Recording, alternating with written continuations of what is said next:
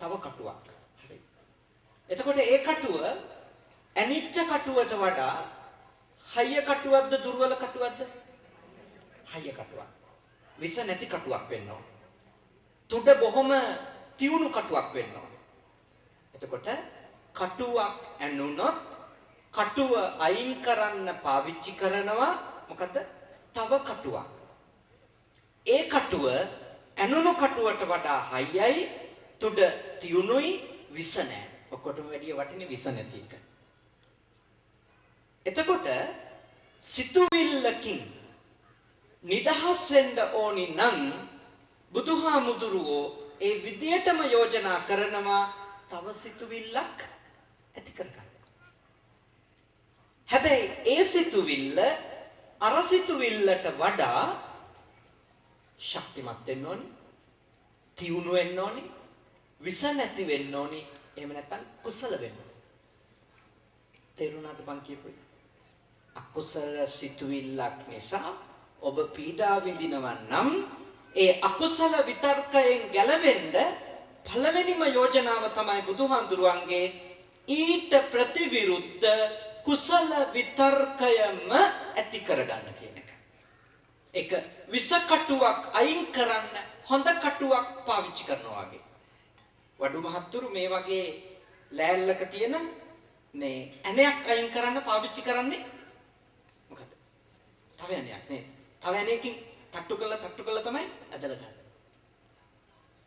ඒ කියන්නේ අකුසලයට කුසලය බලවත් වේ දෙව්වොත් අකුසල සිතට පවතින්න ක්‍රමයක් නැතුව යනවා. අපි දැන් සිතුවිලි වලට මොනවද ප්‍රතිවිරුද්ධ කුසල සිතුවිලි කියලා අඳුරගමු. අපි හිතමු මෙහෙම. අපේ හිතට දැඩි පීඩාවක් ගෙනල්ලා දීලා තියෙන මේ මොහොතේ සැකය හෙවත් විචිකිච්ඡාව කියන අකුසල විතර්කය නම් සැකය හෙවත් විචිකිච්ඡාව කියන අකුසල විතර්කය නම් අපට අසහනය ගෙනල්ලා දීලා තියෙන්නේ.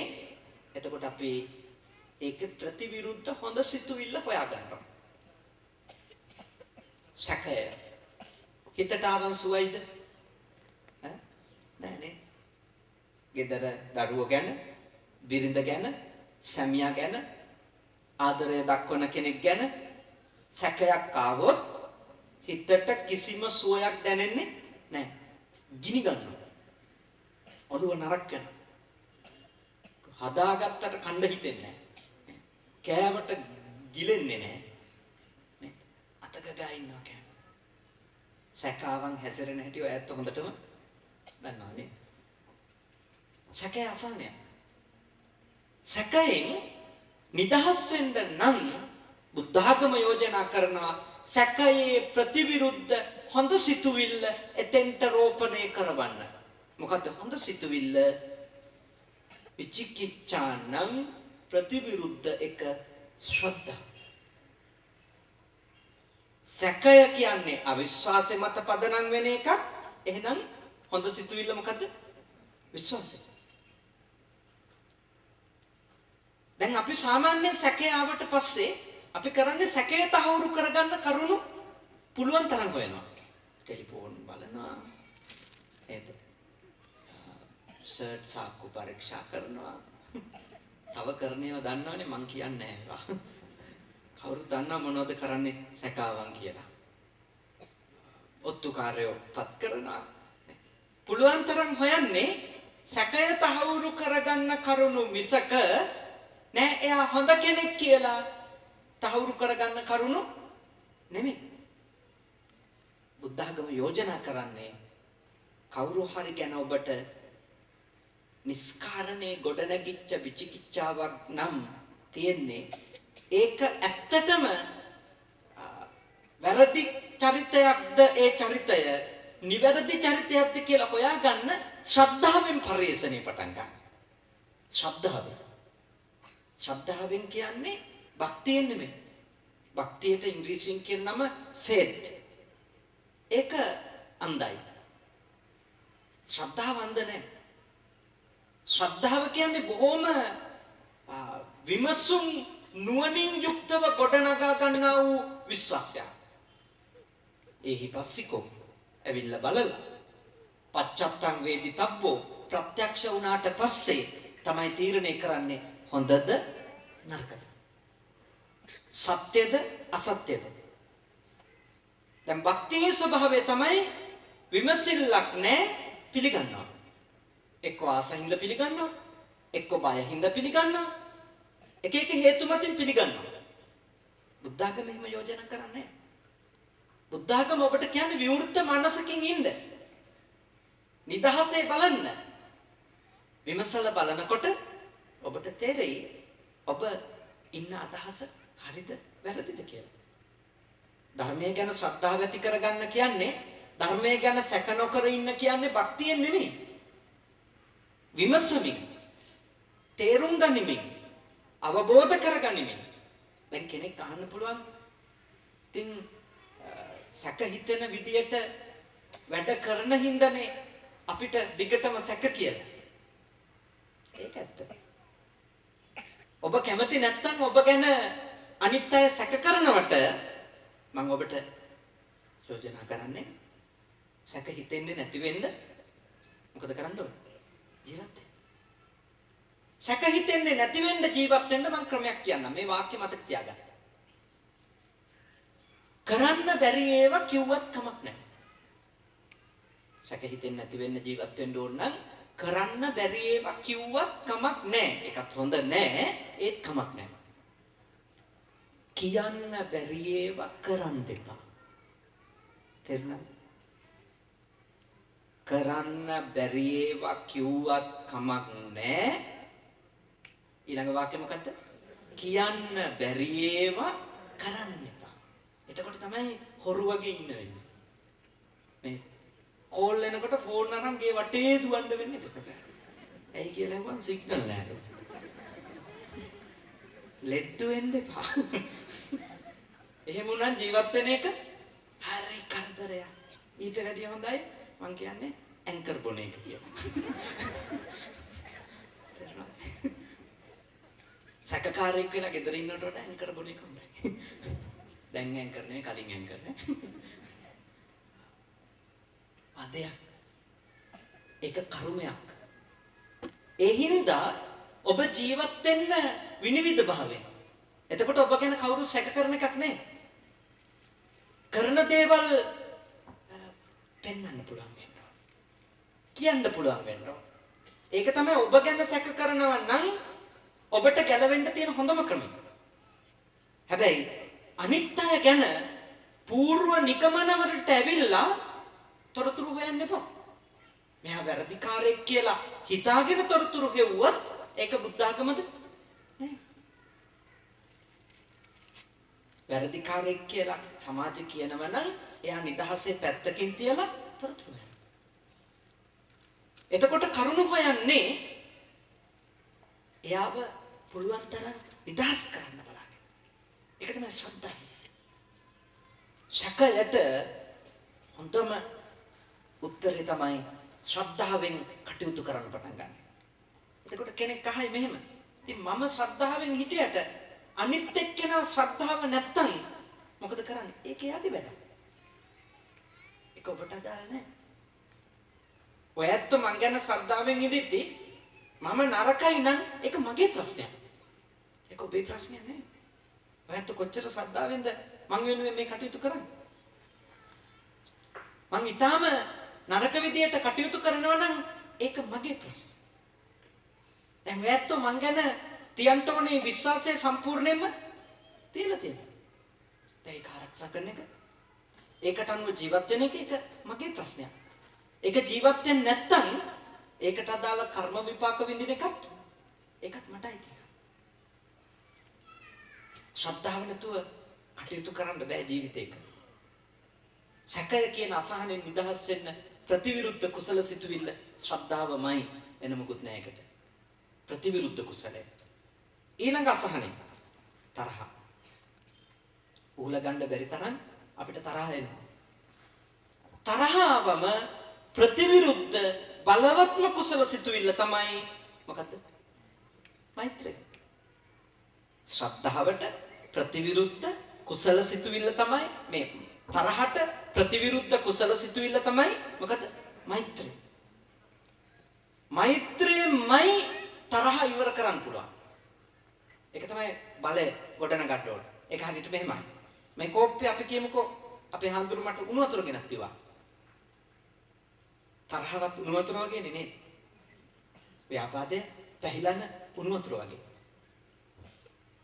එතකොට මේ උණු වතුර නැත්නම් වතුරවල තියෙන උණුසුම් බව නැතිකරන්න නම් පුළුවන් තරම් මොකද කරන්න ඕනේ? මේකට සිසිල් පැන් සිසිල් ජලය එකතු කරන්න. සිසිල් ජලයේ ප්‍රමාණය කෝප්පේ වැඩි වෙන්න උණු ප්‍රමාණය ඉවර වෙනවා.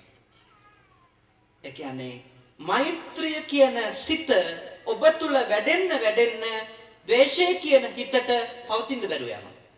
එහෙම හිත හැදෙන්නේ. ප්‍රතිවිරුද්ධ කුසල සිතුවිලි. මෛත්‍රිය තරහට උත්තරය. සැකයට උත්තරය ශ්‍රද්ධාව. ඊර්ෂ්‍යාවට උත්තරය. උහුලගන්න බැරි ඊළඟ අසහනේ ඊර්ෂ්‍යාව නෙනේ. ඊර්ෂ්‍යාවවන් ඒත් සැනසෙල්ල නැහැ. මතක තියාගන්න ඒකට නම් ඊර්ෂ්‍යාව පටන් ගන්නෙ කොහොමද කියලා දැනගන්න ඕන. ඊර්ෂ්‍යාව පටන් ගන්නේ Taman සම්බන්ධව තිබෙනා වූ අතෘප්තිමත්කමෙන්. ඒ කියන්නේ මං ගැන ඉන්නේ සතුටින් නෙමෙයි නම් මගේ අසතුටේ ප්‍රක්ෂේපණය. දැන් මේ කැමරාවෙන් මාව අරන් අර තිරයට දෙනවා. ඒකට කියන්නේ ප්‍රක්ෂේපණ තිරයක් කියලා. එතකොට මගේ ප්‍රක්ෂේපණය තමයි අර තිරේ ඔයත්තන්ට පේන්නේ. ඊර්ෂ්‍යාවත් ඒ වගේ. ඊර්ෂ්‍යාව කියන්නේ මගේ අසතුටේම ප්‍රක්ෂේපණය. මං අසතුටු නම් තමයි අනිත් අයට ඊර්ෂ්‍යා කරන්නේ. මං සතුටු වෙන්නම් ඉන්නේ මට අනිත් අයට හම්බ වෙන ඒවා ප්‍රශ්නයක් නෑ. මං ඉන්නේ මං ගැන අසතුටු වෙන්න. මට ලැබිච්ච දේවල් ගැන සතුටකින් නෙමෙයි නම් මං අනිවාර්යෙන්ම අනිත් අයට ඊර්ෂ්‍යා කරන කෙනෙක් වෙනවමයි. ඒ හින්දා ඔබට ඊර්ෂ්‍යාවෙන් නිදහස් වෙන්න ඕනි නම් ඔබ තුල වර්ධනය කරන්න ඕනි මනෝභාවය තමයි මොකද්ද? මුදිතාව. හරියටම මුදිතාව. හරියටම තේරුම් ගන්න අයිතිව. මුදිතාව. මුදිතාව Taman තුල වැඩෙන්න ඊර්ෂ්‍යාවට පවතින ක්‍රමයක් නෑ. මොකද ඊර්ෂ්‍යාව හටගන්නෙම දන්න කියන එක. නේද? ඊර්ෂ්‍යාව හටගන්නෙම දන්න කියන අය ගැන. ළඟපාත අය ගැන. උදාහරණයක් විදිහට ගත්තොත් ඇහැලිය ගොඩ අයට ඊර්ෂ්‍යා හිතෙන්නේ නැහැ. මාතර දෙනියා ඉන්න ගුණපාලට කෝටියක් ඇදලා කියලා ආරංචි වුණා. හැබැයි ඇහැලිය ගොඩම මේ සුමන පිරිවෙන පාරේ ඉන්න Taman හොඳටම දන්න කෙනෙකුට ලක්ෂයක් ඇදිලා කියලා ආරංචි වුණා. ඊර්ෂ්‍යාව එන්න තියෙන ඉඩ කඩ වැඩිද නැද්ද? වැඩි. ඒ කියන්නේ එයා කල්පනා කරන්නේ පළවෙනියෙන්ම මට නෑනේ. මම මෙච්චර ටිකට් ගන්නවා මට ඇදෙන්නේ නෑනේ. මට නෑනේ කියන එක දිගටම හිතන්න මං ගැන තියෙන අසතුට මට හරි නොයෑම ගැන තියෙන අතෘප්තිය තමයි ඊළඟට එළියට දානවා. මොකක් විදියටද? ඊර්ෂ්‍යාව විදියට. ඒකට දරාගෙන ඉඳලා බැරිම වුණාම කියන්න පුළුවන් අපිට නම් ඇදෙයි නේද එයි කියලා. ඒතර ඉන්නන්ට කියන්න පුළුවන්. ඒ තමයි ඊර්ෂ්‍යාව. ඒ කියන්නේ අරක උහුලන්න බෑ. කියන්නේ Taman ගැන අසතුටුයි. බුද්ධ ආගම ඔබට යෝජනා කරන්නේ ඊර්ෂ්‍යාව කියන මනෝභාවයෙන් එන අසහනය ඔබට දුරු කරගන්න ඕනේ නේද? ඔබ උත්සාහ කරන්න හැම මොහොතකම Taman ගැන සතුටින්. ඒකට හොඳම උත්තරේ තමයි යථා ලාභ සන්තුට්ටි. ලද දෙයින් සතුටු වෙමින් මුදිතාව ගොඩනගන්න. ලද දෙයින් සතුටු නොවි මුදිතාව හැදෙන්නේ නැහැ. මුදිතාව කියන්නේ සාමාන්‍ය සතුට නෙමෙයි. සාමාන්‍ය සතුටයි මුදිතාවේ ලොකු වෙනසක් තියෙනවා. මම ඔයයන්ට එක උදාහරණයකින් කියලා දෙන්නම්.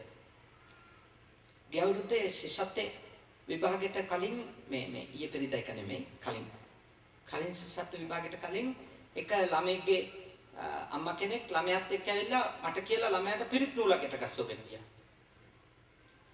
විභාගය ඉවර වෙලා මට ඒ අම්මා ප්‍රතිඵලාවට පස්සේ කතා කළා කිව්වා හම්තුරුනේ අපේ පුතා තාම ඉහළින් විභාගේ පාස් වෙලා මම කොච්චර ලකුණු තියෙද කියලා 175ක්ම තියෙනවා දැන් ඉතින් හොඳ ඉස්කෝලේකට යන්න පුළුවන් කියලා කිව්වා. බොහොම හොඳයි. එහෙනම් ළමයාට ආශිර්වාද කරා කියන්න කියලා මම කිව්වම එතුමිය තවදුරටත් පැහැදිලි කිරීමක් කළා. ඒ ජයග්‍රහණය ළමයා ලැබපු හැටි. එයා කිව්වා මගේ ළමයා ගොඩාක් මහන්සි වුණා හම්තුරුනේ. තුනේ පන්ති ඉඳලා ටියුෂන් ගියා. ගොඩාක් පාඩම් කළා තමයි ওই ජයග්‍රහණය ගත්තේ කියලා සාල විස්තරයක් කිව්වා. මම කිව්වා බොහොම හොඳයි. ඉතින් ළමයා දක්ෂයි. ඉතින් උනන්දුයි. ඒක හොඳ දෙයක්. අපිත් සතුටු වෙනවා බෞද්ධ දරුවෝ කියලා කිව්වම අන්තිමට මේ අම්මා මට කිව්වා ඔබ වහන්සේ ඉතින් දන්නවනේ මං ඉතින් පණ යනකම් නැහුනේ නැත්තම් එයා කොහෙ පාස් වෙන්නද? අන්න ඒක තමයි මුදිතාව නොවන තැන. ඒ අම්මට තියෙන සතුටක් විතරයි. මුදිතාව. මුදිතාවේදී ඔය වගේ කොටස් ඉල්ලන්නේ. යම්කිසි කෙනෙකුගේ ජයග්‍රහණය නිර්ආමිසව භුක්ති විඳින එක තමයි මුදිතාව. තමන්ගේම ළමයාගේ ජයග්‍රහණය වුණත් ඒකේ කොටස් ඉල්ලන්නේ නැතුව සතුටු වෙන එක. අන්න ඒක තමයි මුදිතාව. අර අම්මගේ මුදිතාව කිලිටු වෙලා ගියා අර වාක්‍යෙින්ද. ඇත්ත ඕනම ළමයෙක්ගේ විභාග සහතිකයක් තුල අම්මා ඉන්නවා. තාත්තා ඉන්නවා. අම්මා තාත්තා විතරක් නෙවෙයි. එළවලු විකුණන මුදලාලි ඉන්නවා. හාල් මුදලාලි ඉන්නවා. නගර සභාවේ සේවකයා ඉන්නවා. ඒ ඔක්කොගෙම කැපවීම තමයි අපේ උපාධිය සහතික කියන්නේ. ඒගොල්ලෝ ඍජු සම්බන්ධ නැහැ. හැබැයි ඒගොල්ලෝගේ කාර්යය කරද්දි තමයි අපේ අධ්‍යාපනය අපි කරගන්නේ. හැබැයි තේරුම් ගන්න ඕනේ දේ අපි කෙනෙක්ගේ ජයග්‍රහණයක සතුට භුක්ති විඳිද්දී ඒක මුදිතාව නම් මට ඒකේ අයිති